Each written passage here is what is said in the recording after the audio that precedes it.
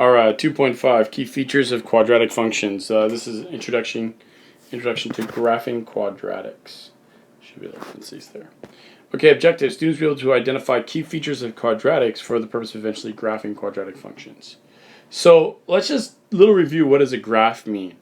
A graph means that you plug in some value for x and it kicks out a y value, or what we will now refer to as an f of x value. Little side note, f of x and y, they mean the same thing. So whatever I plug in for x kicks out a y value. For example, if you were to plug in a 0 here, let's look in the graph. So this is a function right here. F of x equals x minus 1 squared minus 4, x squared minus 2x minus 5. Here is the graph of that function. So let's zoom in a little bit. I want to be able to see the function. So this is the same function, just written in two different forms. I'll talk about that in a little bit. But what is a graph? A graph is just plugging in an x value and it kicking out a y value.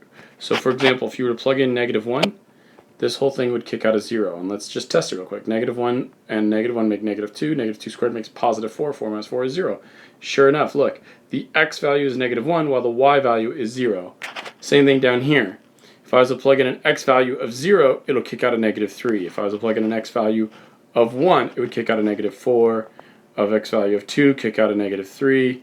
X value of 3, kick out a 0, and so on. And that's where all of these points come from on the graph. That's all a graph is. It's plugging in x values and kicking out y values and just plotting all those points on the graph to see the shape that it makes. So quadratics end up making what we call parabola. That's this curvy feature here. And it's going to go on and on forever up this way and on and forever up that way.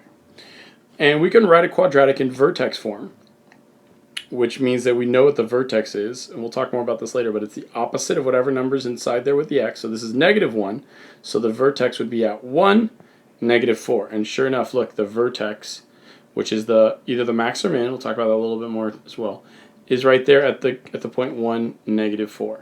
Or it could be in standard form, so that would be what happened if I actually squared this out and then combined my like terms, I'd get x squared minus 2x minus 5. This is standard form. This is the two different ways that we'll see quadratics.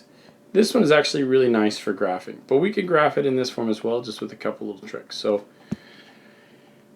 that's just a little brief introduction to parabolas and graphing. So now let's talk about all the parts, okay? The zeros, also known as roots, are when the functions or the y value equals 0, okay? So again, here's the zeros. And notice it's when the y value of the function is equal to 0. So that's all it is. It's just the zeros are when the y equals zeros. And this always happens along the x-axis. It happens when the graph intersects the x-axis. Okay, so there's some key parts.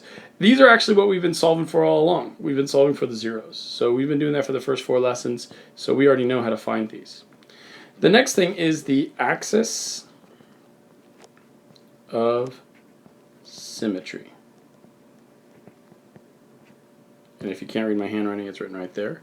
The axis of symmetry is this line in blue on the graph. It's a line that goes right down the center of the graph. It literally is just going to cut the graph right in half. Okay, it's just like the midline of the graph. Okay. The next thing is what I was talking about earlier. This is the vertex. The vertex is the very center of the graph. It's a point in the very center, and it always represents the graph's minimum or maximum point. For our graph here, this graph opens up, so our vertex is at its very lowest point, so it's at the minimum. See how it's at the bottom of the graph? If this thing was flipped and it looked like, the parabola looked like that, our vertex would be at the maximum point, the highest point. Okay, over here I wrote it does not mean f times y. I just want to clarify, I meant to say f times x, because a lot of students see this f of x thing that really just means y, and they'll think, oh, that means f times x. That's not what it means. It's just another way of saying a function or the y value of a function. That's all it is. Okay, so let's talk about this all a little bit more. How do we find these parts? Okay, see, now that we know what the key features are, zeros, axis symmetry, and vertex, how do we find them? Well, first, the zeros are the solution for x. That's what we've been doing all along. It's just what we get when we solve using quadratic formula or completing the square or solve by factoring or solve by taking the square root. Any one of those ways is is a way to find the zeros or the roots of a function. Right. The axis of symmetry, this is the line. Remember, the line that goes right down the center. So in order to find this, it's going to be an equation to a line. It's a vertical line for the parabolas that we're going to be doing in our class. So it's always just going to be x equals some number. Well, that number can be found with this following equation. You take the negative of the b value and put it over 2a. And when I say negative b over 2a, what I'm referring to, just so we can make sure we know, is that when I have some function in standard form, it would look like this. So that's ax squared plus bx plus c. Notice up here, they gave us an equation in standard form where my a value is 1, my b value is negative 2, and my c value is negative 5. So that's ax squared plus bx plus c. That is the standard form. All right. So whatever number's in the middle, once it's in standard form, I just take the negative of that, or the opposite of that, because if it's negative, I'm going to make it positive, and put it over 2 times the a value. So just that's the formula that we use to find the axis of symmetry. Whatever number we get there, we just say x equals that number. Okay. For this, we have to understand a little bit of notation. So let's go over here to the side note. So the reason why we use f of x is it's handy for finding specific y values of a function. So for example, let's say we have a function of x squared. So f of x equals x squared. Our function equals x squared. Now we could say y equals x squared, but here's why f of x is a little bit nicer. We can denote the value of the function, the y value, when we plug in a 2, like so. So I could say f of 2 then is 2 squared, which is 4. So f of 2 is 4. This is the same thing as writing a point where my x value is 2 and my y value is 4, but now we've denoted it in the equation that is a point, 2, 4. So this is just handy language. You'll see it more and more. I'll be using it in these notes a little bit just so we can get familiar with it. So that being said, if I want to find the vertex, it's just a point, and it's always going to be listed as x comma y. And we actually don't use x and y to talk about a vertex. We actually usually use h and k. So I should have gone over here and put a little h comma k. But h is the x value of our vertex, and k is the y value of our vertex. It's just a point.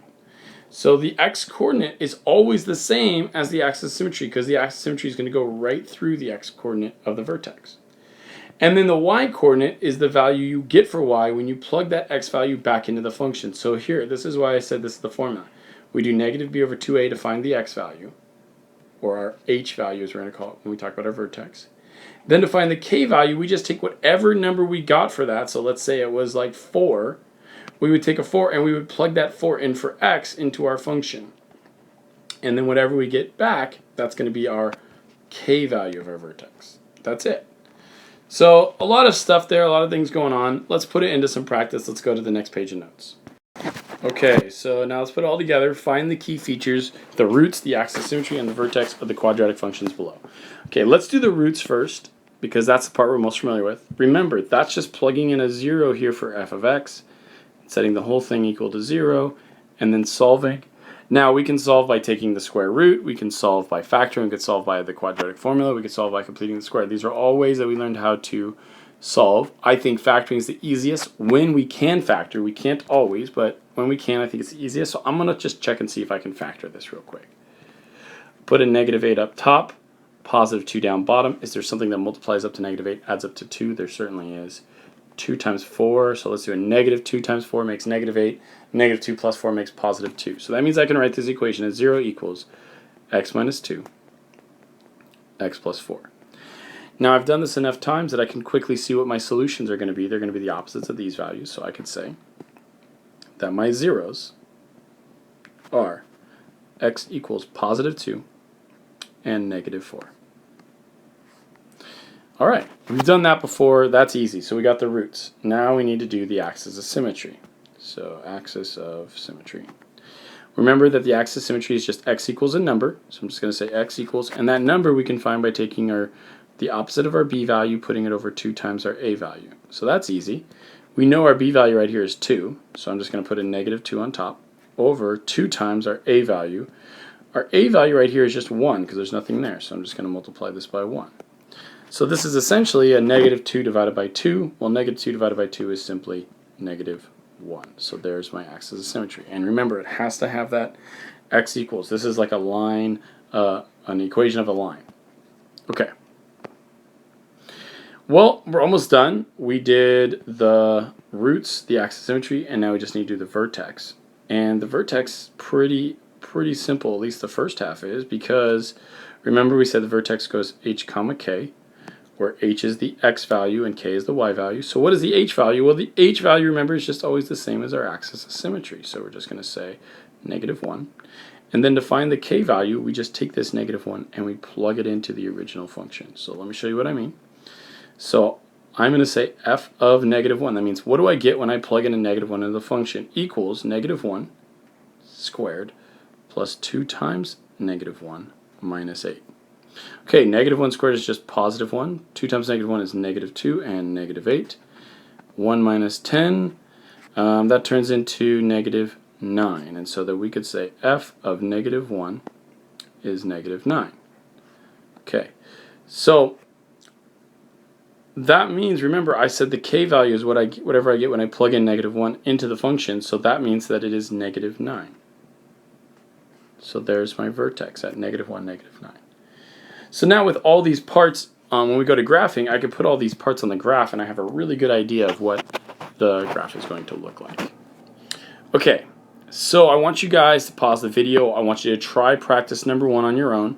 Try to do all these things: zeros, axis, symmetry, vertex. They tell you what to look for here. The roots are just the same thing as the zeros, just another word for zeros. Solve this out and then come back and unpause the video when you're ready to check your work. Okay, here's all the work I did. I solved and I got that the roots were 2 and 12. I used my formula -b over 2a, and remember that means negative times a -14, which makes +14, over 2 times my a value, which is 1. So 14 over 2 is just 7. That's not a -7. That's supposed to be my little line that goes through here.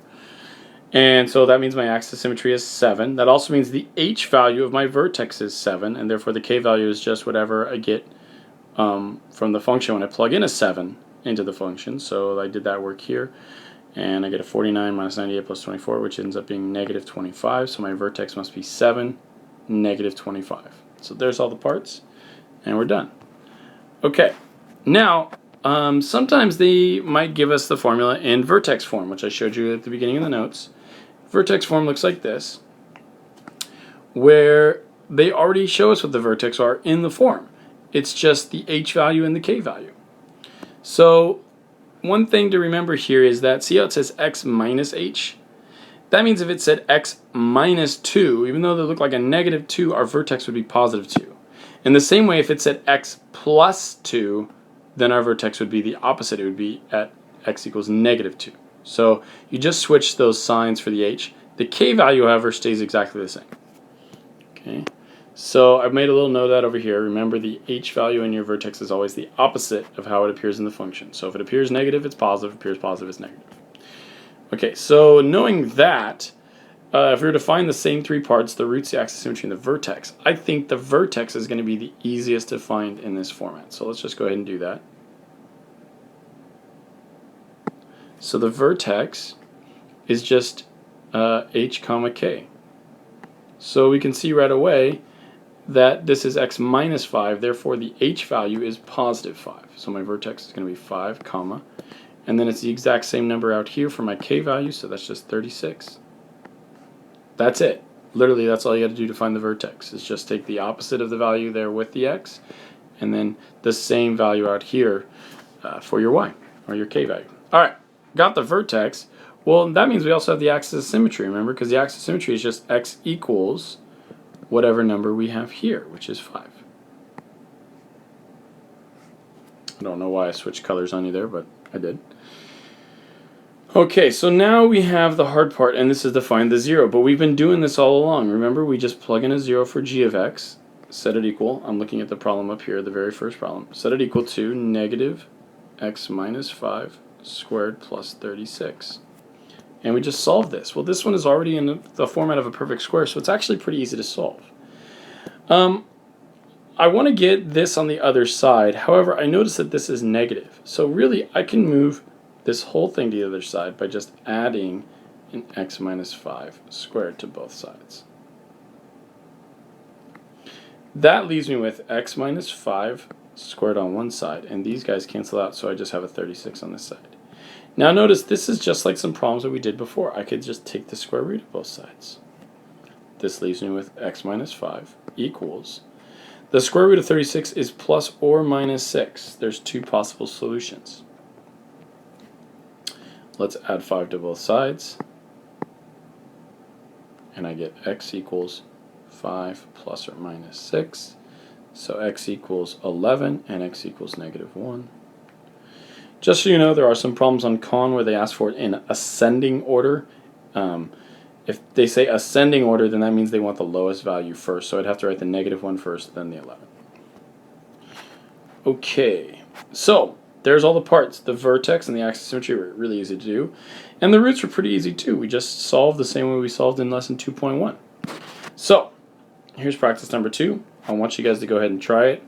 Don't be scared just because there's decimals here. You could still try take the square root of that when you get to it.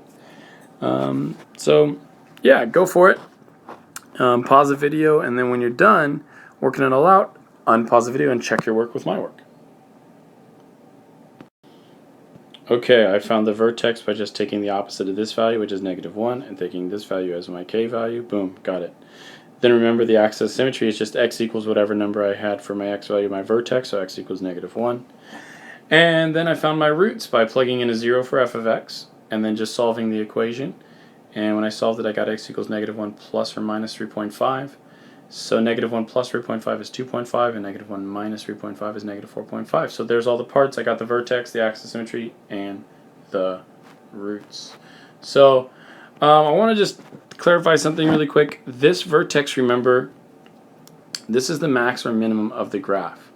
So in a lot of the problems that you're going to see, they're going to actually be asking for these values. They're going to be asking for you to find the maximum point on the graph or the minimum point on the graph. And that's really all they mean, is they just mean find the vertex. So just want to point that out to you guys as you guys go and try some of those Khan Academy problems. All right, I will see you guys in the next video.